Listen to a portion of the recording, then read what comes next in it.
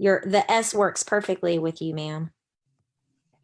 There's really nobody else that has an S name to interview on Saturdays. All right. I think next Saturday we should interview Master Cook. Ooh, What about that?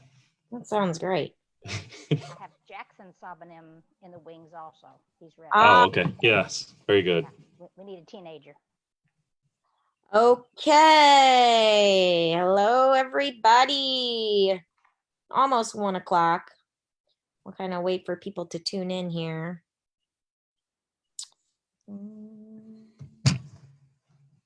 6 people watching. Right. Looks like Miss Duff. People to tune in here. Hi, Miss Duff. Sue Jones. Okay. All right. Well, we'll go ahead and start promptly at 1 o'clock. Yee-hoo. I forget how to remove myself. Hide self view. Okay. All right. See you shortly.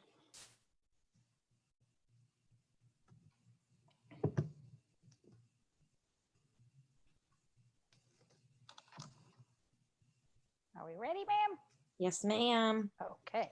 Good afternoon, sir. How are you today? Great, fantastic man. Okay.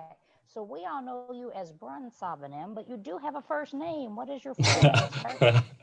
Well, my first name is William, but middle name is Lance, and that's the name that I go by. All of my family has the middle initial L, so that's why Lance is the middle name, not the first name. So how did you get involved with HMA, sir? Wow. Driving down North Hirschborn Parkway some summer afternoon in 2009. Zachary in the car with me in the back seat. He was 6, and we were I don't even know where we were headed. And maybe home, but I don't know. And there was a bounce house out front, and he said, "Oh, bounce house." And I looked at my watch and was like, "Yeah, we got time."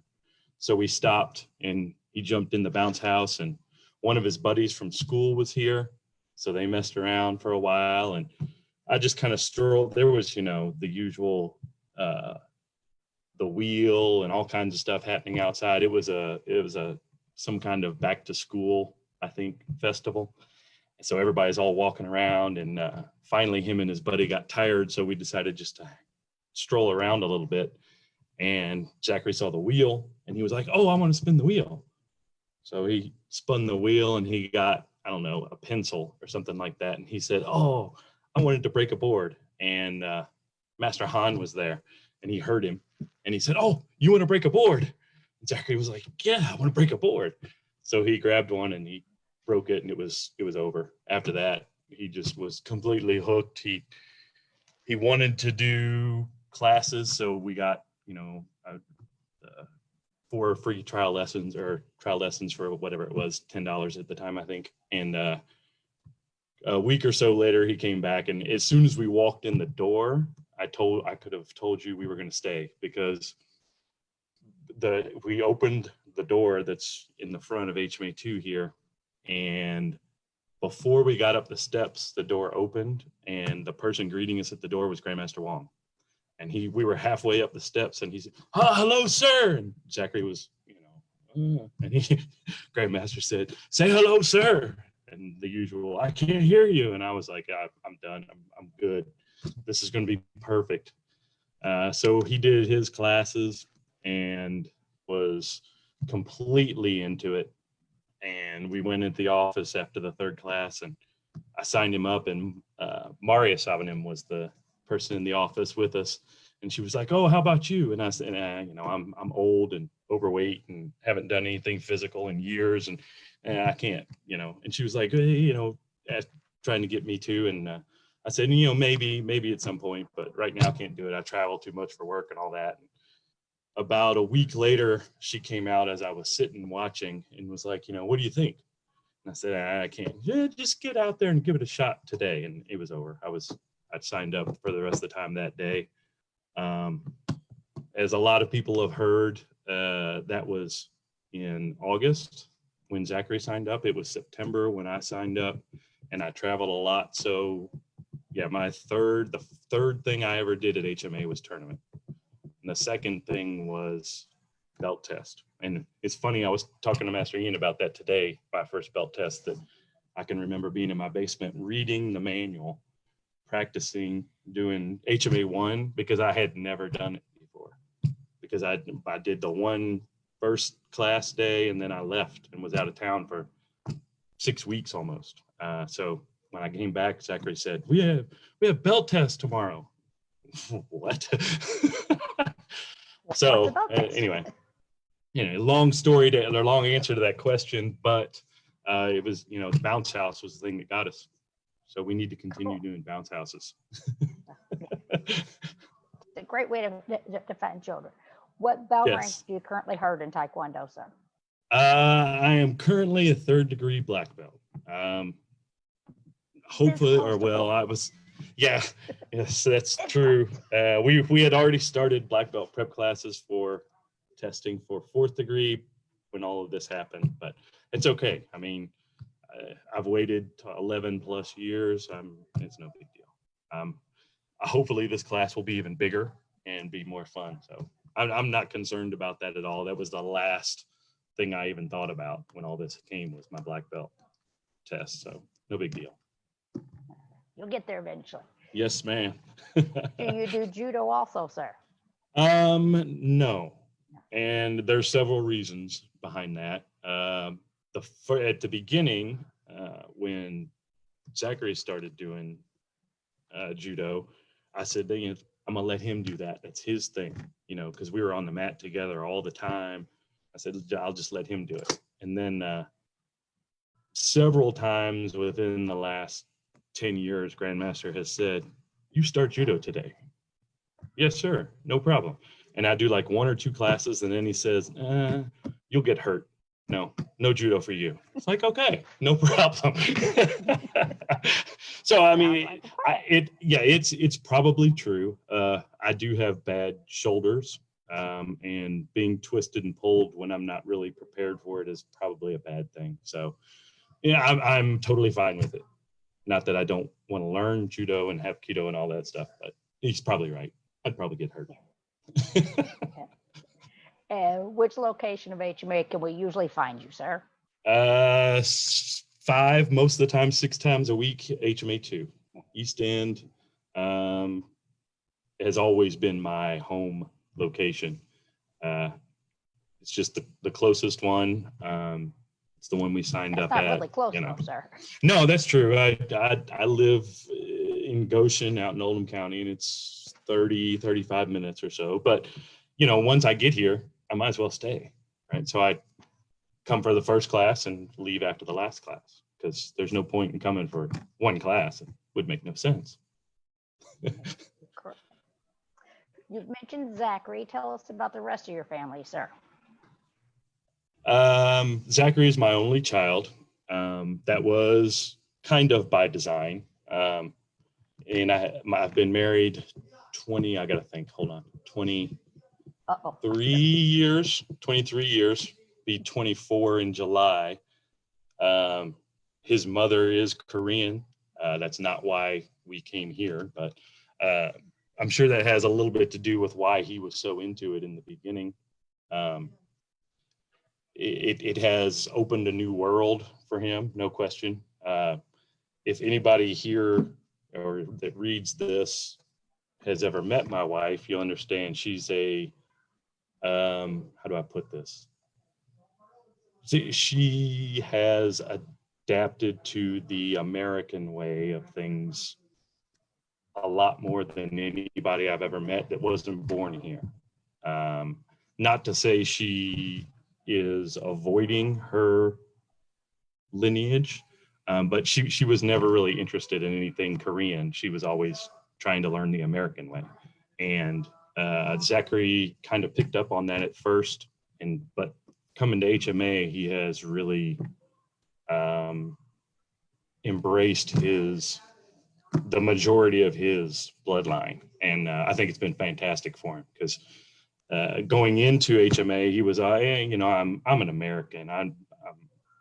And even though that's true, he's still half Korean, and he's really embraced that half of him since we've been here, and it's been fantastic for him. He's got Korean flags in his room and all kinds of stuff. So I think that move to come here had a lot to do with that, obviously.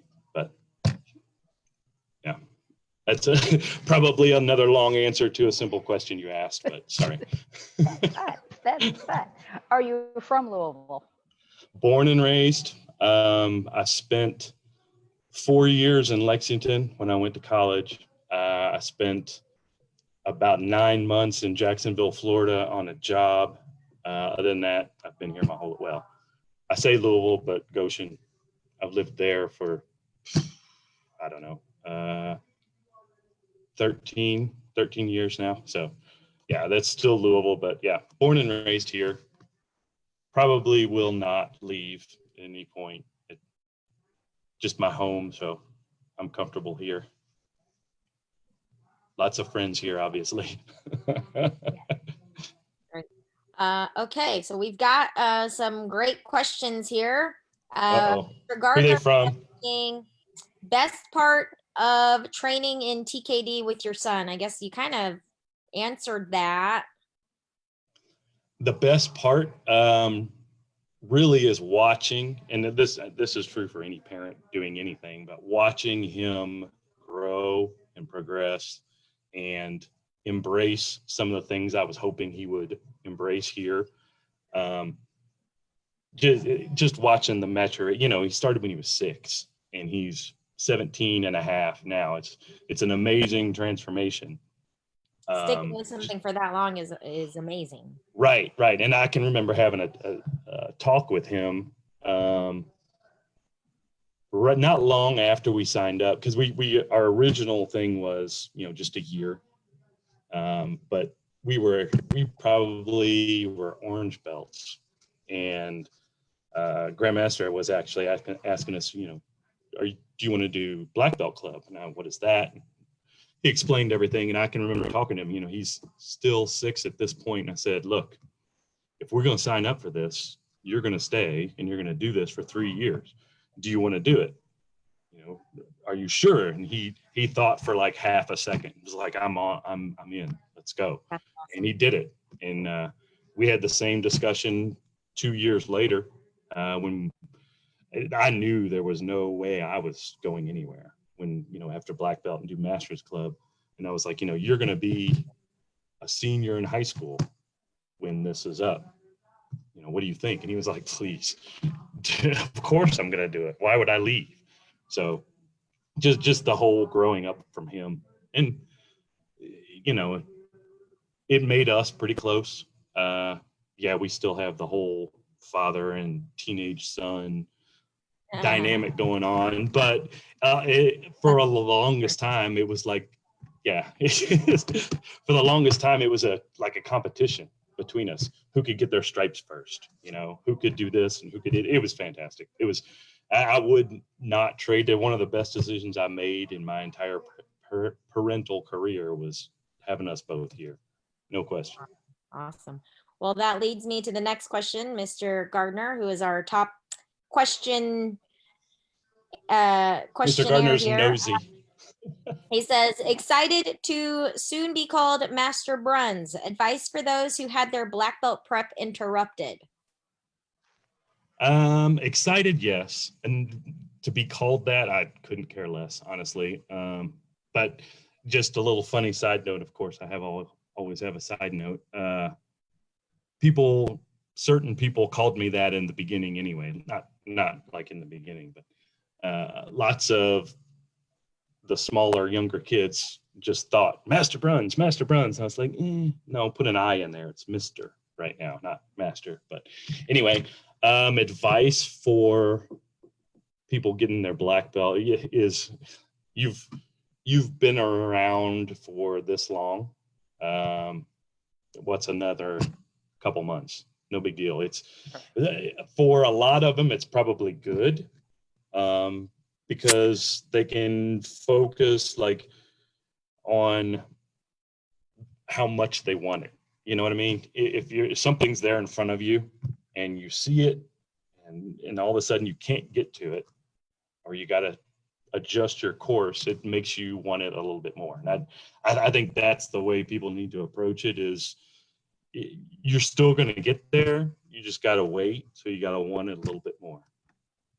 All right, we've got one more question, Miss Farah. What is your secret behind being the favorite instructor for a lot of students to work with?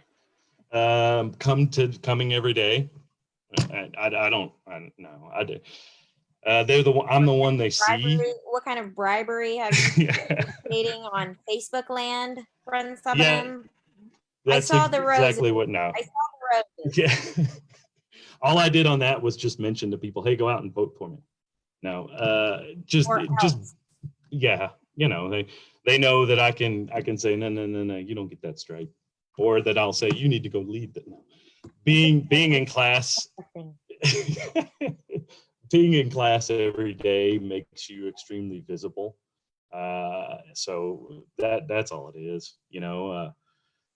Here at HMA East End, there's only a couple people that are here every day, and I'm one of them. So I'm one of the people that everybody sees. So I'm recognized. You know, it's not. Okay. I'm not exactly. I think that's it for now. I'll be back. Thanks, ma'am. What is your profession outside of HMA, sir? What is my profession? I work for Humana. I'm in their IT security department. It's not as glamorous as it sounds. It's not as dull as it sounds. What I do is basically make sure people's information is safe. I work at home, and I always have, not just through all this pandemic stuff. I've been at home for about 12 years. I actually went like 7.5 years without ever stepping into a Humana facility. So all this is no big deal to me at all. I've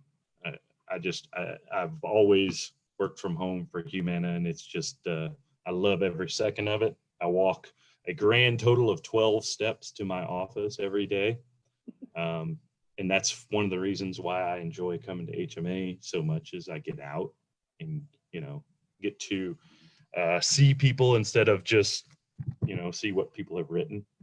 So I've been at Humana 22 years. Didn't exactly start in the area I'm in, as most careers go, but database type information is what I do. It's my occupation. I'll say that. People ask me what I do sometimes, and I say, you know, I'm a martial arts instructor who works at Humana, because I am not of the opinion that what I do, it means where do you work or what pays your bills. When somebody asks me what I do, that's what I tell them. Now, if they say, you know, where are you employed? Humana, but that's not what I do. This is what I do. Humana just pays my bills. Good answer, sir. Do you have any hobbies outside of HMA? Let's think. Outside of HMA, well, one of the things that I've gotten into fairly recently is kind of home improvement. I came about that in a weird way. That's way too long of a story to even talk about here, but I enjoy fixing little things around the house. I'm not a plumber. I'm not an electrician, but I can, you know, do little things around the house, and I enjoy that very much. So if I said I had to say a hobby outside of HMA, that would be it. But I've told people in the past that I have a full-time job and a full-time hobby, the hobby being HMA. So it does take up time, but I do it because I love it. So if there is one hobby I have, it's HMA, but I enjoy doing home improvement stuff as well. Sounds good. How has HMA impacted your non-HMA life? In every way possible, really. Just the little things, the little victories that you get throughout your time at HMA, and everybody has them, be it learning a new form, or learning a kick, or a stripe on your belt, or whatever it is. You learn something outside of just that every time you learn something. And that I kind of lost that for a while as an adult until I came back here and started learning what I had lost a long time ago. So that's really the big thing that I got for my out of HMA life is, I just missed the whole, what's the word I'm looking for? I don't want to say reward, but yeah, I guess the reward of accomplishing something and thinking, yeah, there's no way I could ever do that.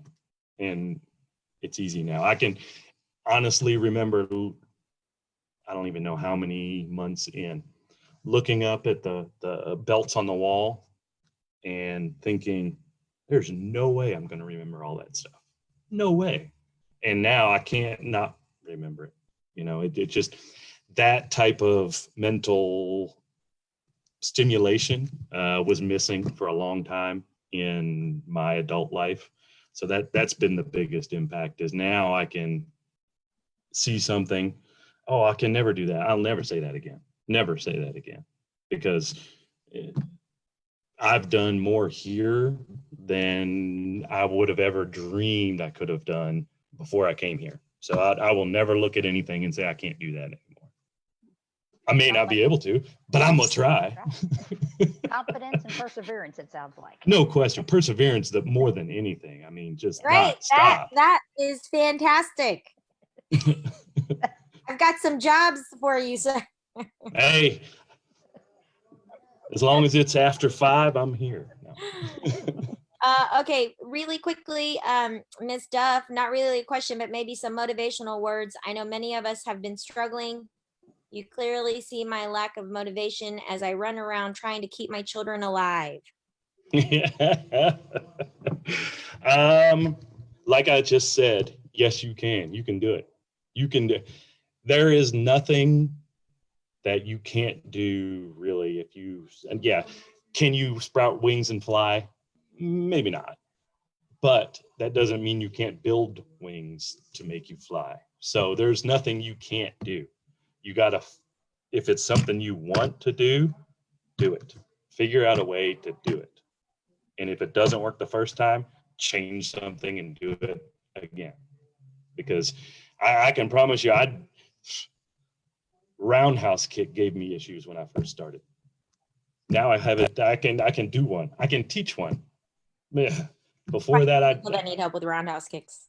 Yeah. Okay. Well, I can teach them. I can teach them. I'm not saying mine is beautiful, but I can teach you how to do it really well. All right. Ms. Z asks, don't stop. Seeing Azam follow all his SWAT instructors and all instructor steps, I'm very grateful to see how much he has progressed in 4 years. And this is his question. How can he be in your position one day? My position? Well, one, you got to just grow, because I'm an old person. 2, listen to your instructors. Teach your people what they taught you. Work on your person like you want your students to work on their person. Once you get to a certain place in your Taekwondo, martial arts, HMA career, you realize that it's not about you anymore. It's about your students. That's sometimes people struggle with that, especially younger people. Just realize that the only way you're going to get better is the people you're teaching get better after a while. So there's a reason why we give you an egg when you test for your black belt, so you can take care of something. You have to take care of your students to take care of yourself once you start teaching and leading and being in front of people all the time. Okay, I will see you again shortly. Okay. What all are you involved with HMA? Demo team, SWAT team? What other teams are you involved with? Let me think. Demo team here at HMA East End. I think I was about a blue belt when I started on demo team. And I promise you I started or was asked to join because Zachary was asked to join. I was not demo team level at that point. SWAT team, since we were Tiger belts, I think. So that's been what, 8 years or so. Other teams that I am on. You've been a horseman. Horseman, yeah, I've done. I was IT horseman 1 year. Then I was co-director 2 years in a row, and then a couple years later was IT horseman again. Leadership. Leadership president. Leadership, yeah, I've been leadership president. This is my third go round on that. What are the teams? That's about it, I guess, as far as yeah, that's it. Like everything HMA does. Right. Yeah. What's one of your favorite HMA memories, sir? My absolute number one memory is Zachary's first grand champion trophy. It was so nerve-wracking that I could not watch after he performed. And I couldn't watch his competitors, and I couldn't watch the decision at all. I mean, I was standing there at the mat, but I had to turn my back, and I couldn't watch. That's the absolute number one memory. Number two is kind of funny because it's the same name, but it's a different Zachary. We went to Alaska with a team of people, and Miss Smith and her son Zachary went with us. And Zachary was, I'm going to say, struggling at first with his form that he was going to do, and was even debating not competing, and back and forth, and worried about it the whole time. And he won, and it just, the look on his face was amazing. So those two are really high. The usual, black belt, getting black belt, and traveling with SWAT team. There's been some amazing moments there. Driving to New York, 19 hours, staying for about 20, and then driving back was quite a memory. If I could remember all of it, because there was like 3 hours sleep in the whole trip. As somebody, and Master Cook is, I'm sure you're more aware of this than most, watching people come through and get their black belt and move on and teach. And Master Cook, you've got a billion people that you have seen reach different levels, but standing in front of a group just got their black belt and telling them, fantastic, guess what? Now it's time to start is every time I do that it's a fantastic memory. So there's obviously those top two, and then a billion after that. You mentioned some trips. What all trips have you been on with HMA and represented HMA? All right, let me think. Been to China and Korea 3 times. Been to Brazil, Atlanta, Greensboro, North Carolina, New York City, Alaska 3 times, Chicago. I'm missing a couple, I know. Cincinnati I can't even tell you how many times. We went to, well, it's actually Louisville, Ohio, but most people say Canton, Ohio, for Master Lemon's tournament. Just, there was one in Mason, Ohio also. I don't remember which one it was. So a lot. I've probably been to, I'm going to say 15 out of town tournaments and / competitions. Well, out of all of that you have been on, Mr. Gardner, again, the top questionnaire here, he asks, favorite out-of-town TKD trip? So I guess out of all your travels, which one was your favorite? Wow, that's tough. Oh my gosh, Mr. Gardner, you stumped somebody in the questions. Alaska is a blast. But I'm going to have to go with New York. Mainly because, you know, how many people can say they performed in Times Square? You know, and it was such a complete whirlwind trip. Like I said, we probably slept 3 hours the whole time we were gone, and we left here on a Thursday and returned late, really late on Sunday. And it seemed like there was only one night in there, you know, because we drove through the night twice. So I'd say New York was my favorite. Okay, great. Dr. Jenkins asks, I actually kind of told him that I wasn't going to ask this question, and it's not popping up on my feed, but it said, if you were stuck on an island, what 3 people would you choose, or something like that? What 3 people would I choose? Do they have to be HMA people? No, I don't think so. It's something along the lines of that. I can't see it on my Facebook feed, and he's begging me to ask.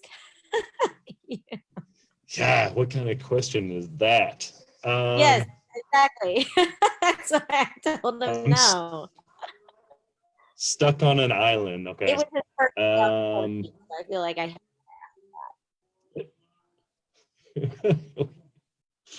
Well, I need somebody that has some kind of, I guess I'd say, medical background. Perfect. So I'm happy to volunteer Dr. Jenkins. Sister. Yeah, that's what made me think about that, was I should figure out a way to take him. But I'd probably take my sister. She's a nurse.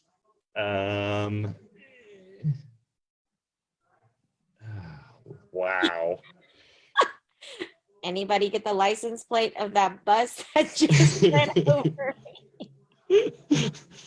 I'm gonna take Zachary and my wife and my sister. Those are my 3 people that I'll take. Zachary probably kill me for saying that, because I'm sure he wouldn't want to go. And he certainly wouldn't want to be stuck on an island with me and his mother and his aunt, but tough. All right, I'll be back. Thank you, Ram. One thing about your trips to China and Korea that some may not know is that your father has gone with you also, which is really cool to have Yes, 3 generations of the family on the trip. Yes, ma'am. Yeah, my dad is a avid supporter of HMA from the background. He comes to all of our events. He used to come to all of our belt tests. Now he comes whenever Zachary and I are belt testing. And the funniest story about the whole first China and Korea tour was had just the spring gotten our black belts, and there was talk of there was a trip going to China and Korea, and I was telling my dad, wow, that would be so much fun to be able to go. And I said, but there's no way I can go and take Zachary too. I just, I can't afford that. I haven't planned for that or anything. And he said, well, can I go? And I was like, I don't know. Sure, I guess. And he said, well, I'll tell you what. He said, you pay for you, I'll pay for Zachary if I can go. And I was like, seriously? So that's how that turned out. And since then, he's been on every trip with us. He went to Brazil with us. Yeah, he He's a avid HMA supporter, just not visible. He's, I gotta think how old he is now. 80. He'll be 83 in January. And recently had surgery on his neck because he's a ridiculously avid golfer, and it was bothering him when in his golf swing. And people are like, "You're 83, almost 83. Why are you going to have neck surgery if it's not, keeping you from walking?" And he was like, "Because it's keeping me from living. I can't play golf." So he's recovering from that now, and hopefully soon he'll be back on the golf course. I hope I am as active as him when I'm his age. And if you've ever seen him, just picture me in about 35 years, and that's my dad. And he did everything with us when we were in China and Korea. He may have walked a little slower, took a little detour, but anything we did, he did with us. He's an amazing man. He's an inspiration, and no doubt, no question. What advice would you give to kids on the mat? Kids on the mat. We're here to help you.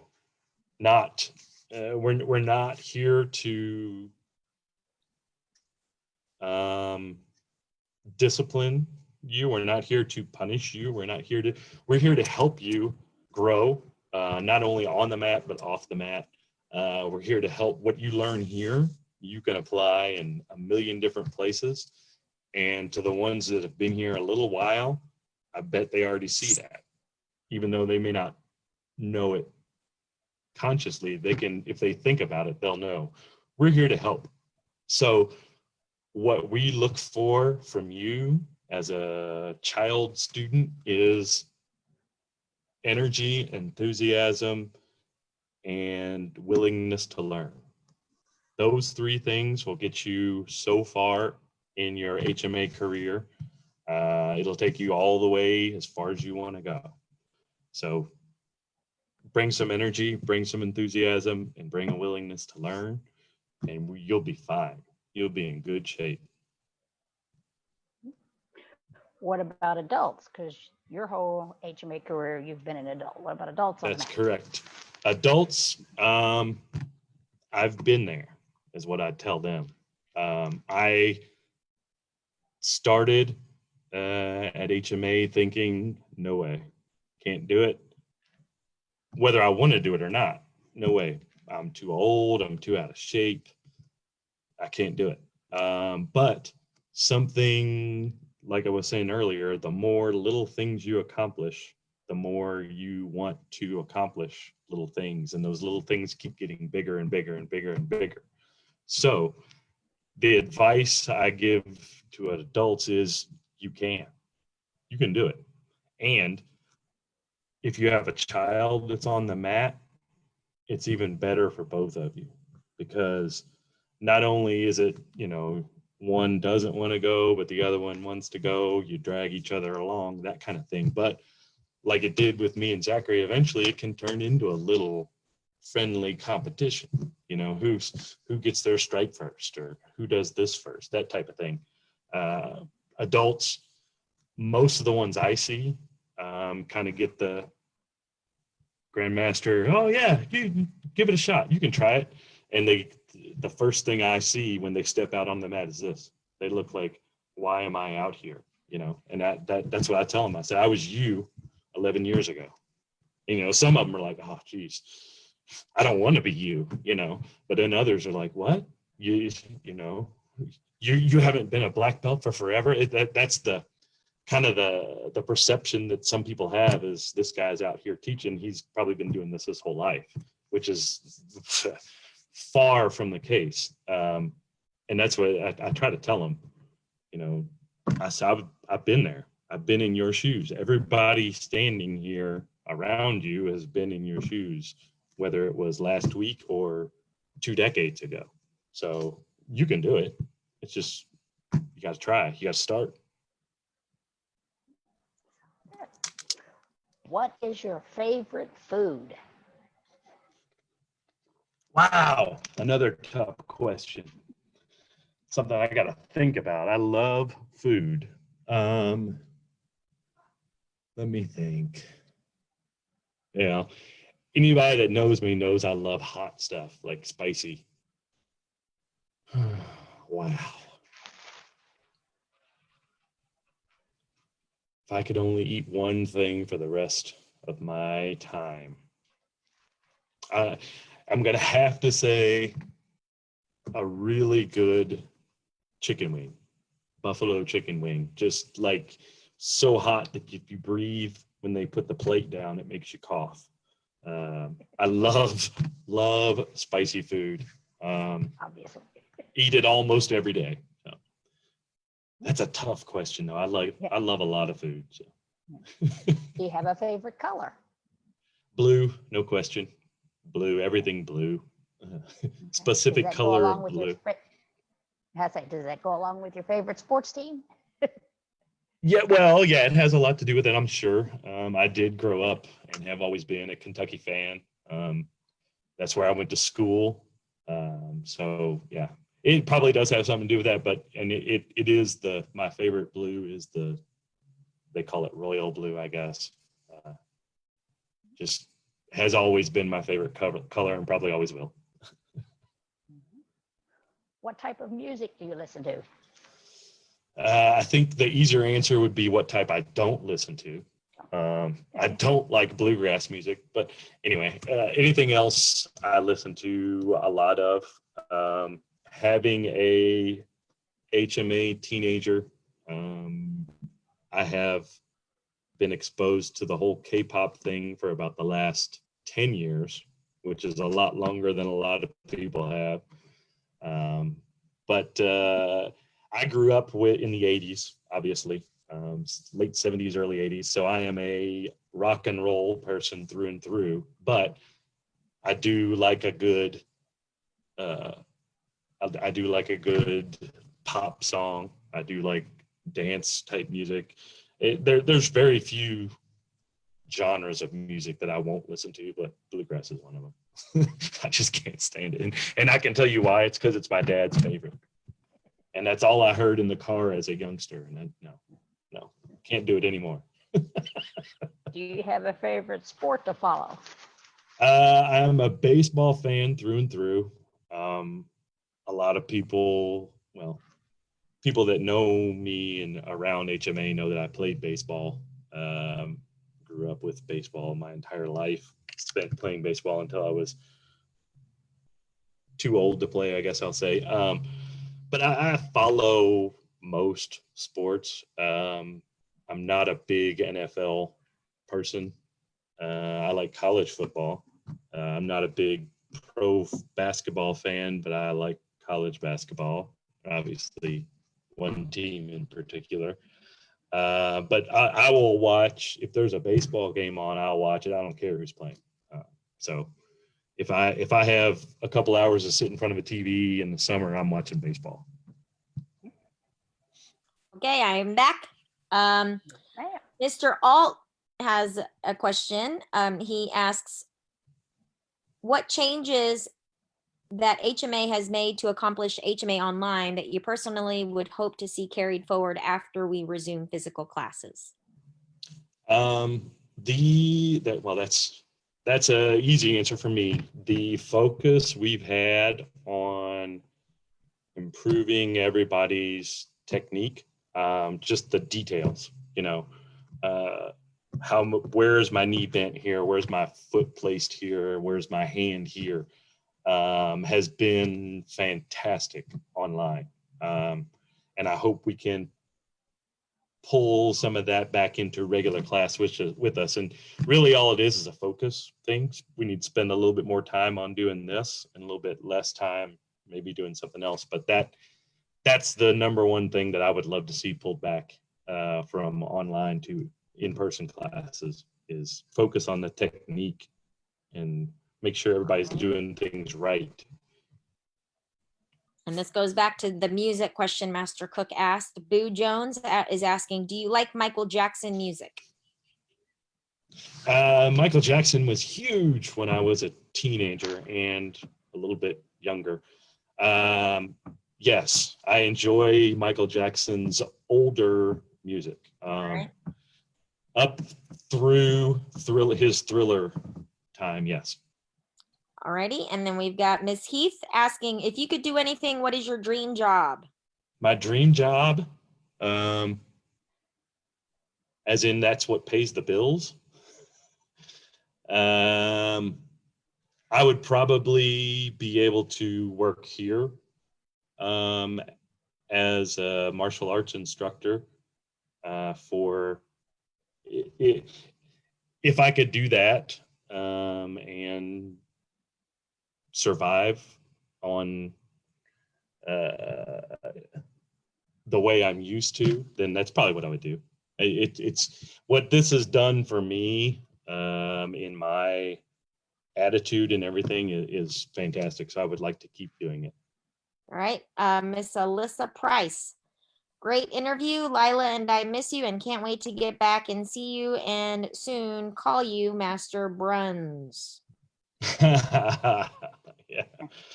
Lila, I can't wait to see you back on the mat. And Miss Price too. I'm not just leaving her out, but yeah. Okay, and Miss Farah had asked about which I can't see some of the comments and the questions that were made earlier on, but she asked something about how do you keep up with your sparring? Do you do anything outside of HMA to keep up with your sparring techniques? Yes, I do, and most of what I do outside of HMA is kind of staying in shape, because a lot of times as you age, what gets you in sparring is you get tired. So doing things to keep cardiovascular fitness is what I work on outside of HMA. I will do a very it's a strange kind of jog running type thing that I do, but instead of a constant run type thing, I'll sprint and then walk and then sprint and then walk. And the reason why I do that is because sparring, at the most, you're going 2 minutes at a time. So running, for me, it doesn't make sense to run for an hour. I'm going to sprint for 2 minutes and then walk, and then sprint for 2 minutes and then walk. Not that that's the sparring is my only focus as far as fitness goes, but that's just how I do it. I don't like to run like a marathon type person. So that's what I do. Okay. All right. And then Mr. Gardner, again, top question asker award. You are HMA East End Leadership President. Any encouraging words for adults thinking about joining? Do it, because as anybody who's ever led a class goes or knows, it makes you want and need to learn what you're teaching so much more, because it's totally different being in front of people than it is being in the class. Your growth as a martial arts student will multiply 1 billion times if you are in front of students and they're looking at you for doing the right thing. Because not only do you have to pay attention to you got to watch them too. So big time do it. Okay, so everybody that's tuning in, please ask you those last minute questions, and I will see you here shortly. What is your favorite color belt form, sir? Taeguk Yuk Jang. I love Taeguk Yuk Jang. I don't know why. I love the kicking and going back into L stance. I know we do that in Sa too, but I don't know. I just love Taeguk Yuk Jang. I love the way it ends facing the way you began. I don't know. I just love it. It's a great form. It's the one that took me the longest to get right when I was a color belt. So that's probably why I like it the most. What's your favorite black belt philosophy? God, they all have their own particular spot to use. But I'm going to say teamwork. The journey of 1,000 miles begins with the first step, because you're not ever going to get anywhere unless you start. So it's kind of winning starts with the beginning, but in a little more advanced way. But that's I'll go with teamwork. What do you want students to learn from you? To learn from me, never give up, never stop trying to get better. Do things as well as you can every time. Yeah, if I can teach people something along the lines of that, then I'd be happy with that. Never quit. Do it as hard as you can every time. That's it. Do you have a style of teaching? Yes, I think so. I'm fairly easygoing up to a certain point. I'm not afraid to give somebody a hard time if they deserve it. But yeah, most of the time, if you're willing and into it, we're going to have a good time in class. But like I said, there are certain things that turn things a different way. But yeah, for most of the part, I'm fairly easygoing, I think. I'll probably have people that don't agree with that. Do you have any hidden talents that we don't know about? Hidden talents. Let me think for a second. Probably not hidden talent. I bet I can still throw pretty well. I haven't tried throwing anything in years, but what would people be surprised to learn that I do well? No, I'm not a very I'm not a very talented person when it comes to anything away from here.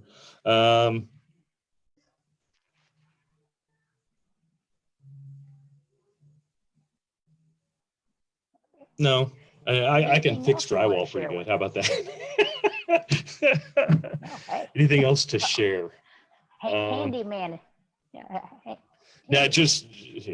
I can fix it. A drywall. I can fix a drywall pretty well. I'll say that. Anything else about you you'd like to share with us? I'm a fairly outside of HMA private person. Doing something like this is very outside of my comfort zone. So anybody watching this and says, "Wow, he looks nervous," you're right. I don't. I usually don't spend much time answering interview type questions, so I apologize if I seem a little different than people are used to seeing me. It's just outside of my comfort zone. That's why I agreed to do it. You've done a marvelous job, so marvelous job. So. I don't know if I answered everybody's questions, but I tried.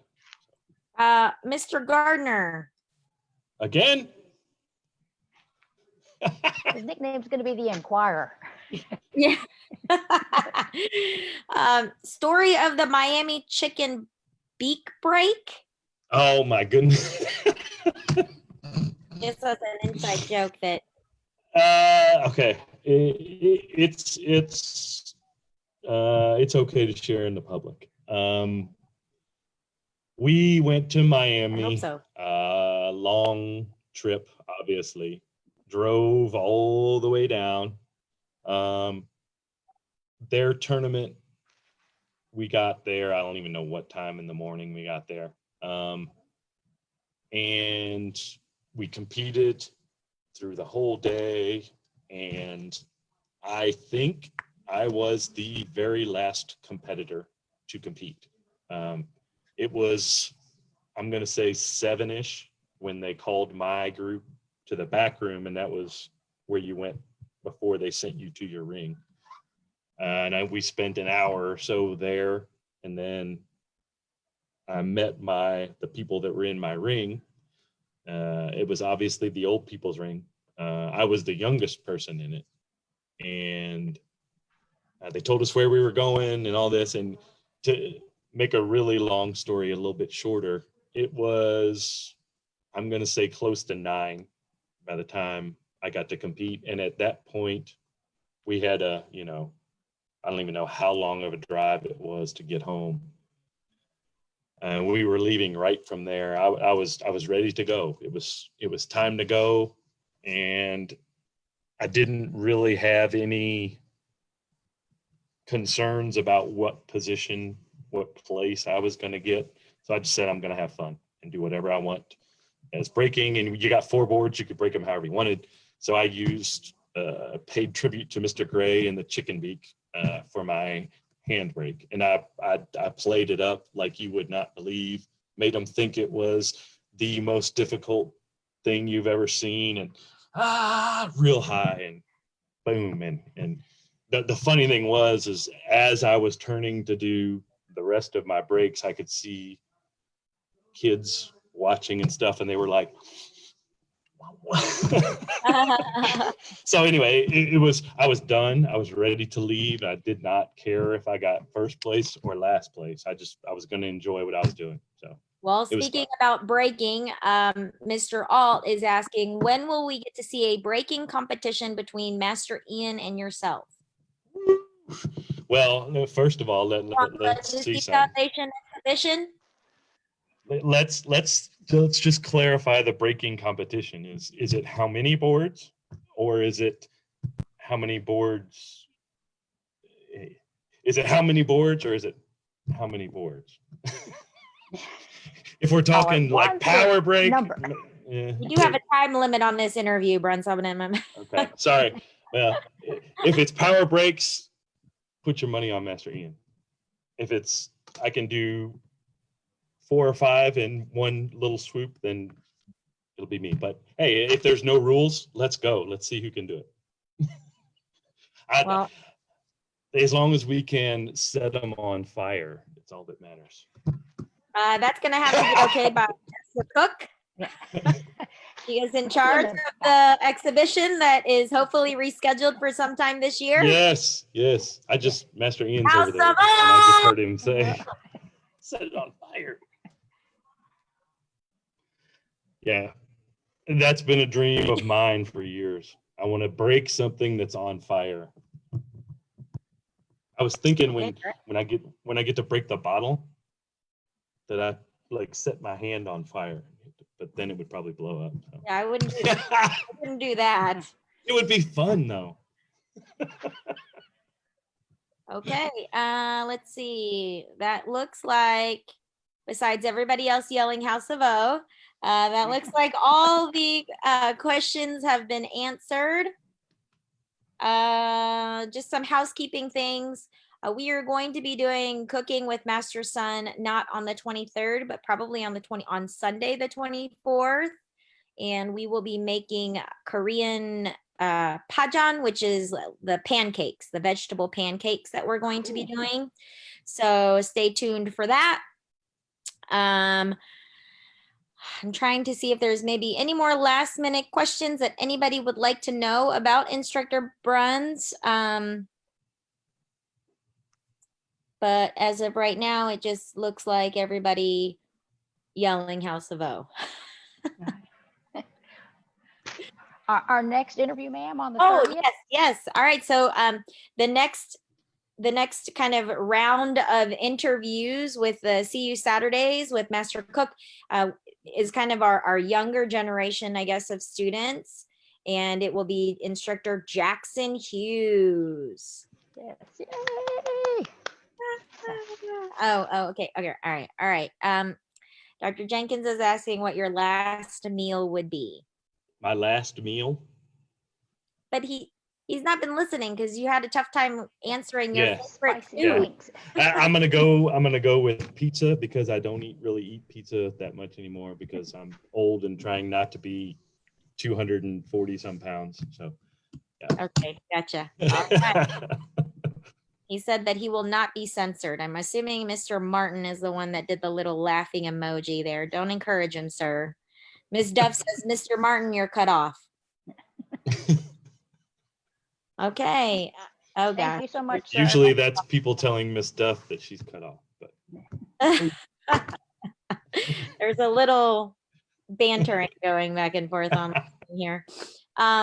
Okay, perfect. Well, thank you so much. And everybody, thank you for tuning in. We hope that once we go back to normalcy and we can kind of go back into the facility, I don't know if Master Cook would be open to this, but we would love to continue doing the CU Saturdays or CU Sundays or whatever, and you know, get to continue to know all these amazing people that we have at Huang's.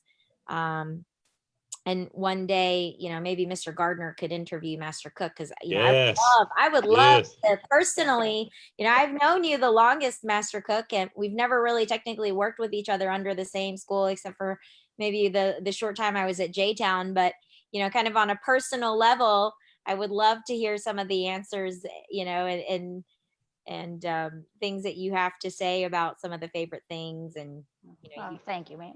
you're the vault of knowledge that really keeps us in line and reminds us to, you know, all the things that has been tradition. And I'll never forget about the fire extinguisher that you brought on parade day. The only reason I'm in the parade, I've got the 2 fire extinguishers. Okay, perfect. Well, thank you so much, everybody. And we'll see you guys in a few weeks. Bye. Bye.